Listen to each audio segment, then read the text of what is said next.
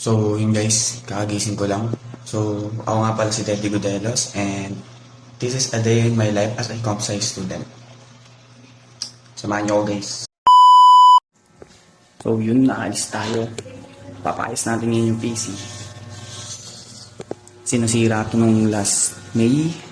Kaya papayos natin siya ngayon. Samahan niyo ako guys.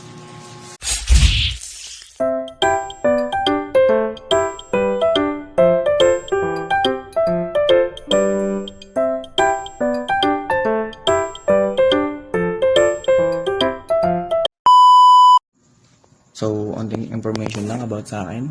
So, mas gusto ko yung hardware kumpara sa software. So, mas prepare ko mag-hardware kasi mas interesting siya. Mas interested ako magkalikot ng computer rather than mag-hard code. So, mas okay talaga yung hardware sa akin. So, yun lang.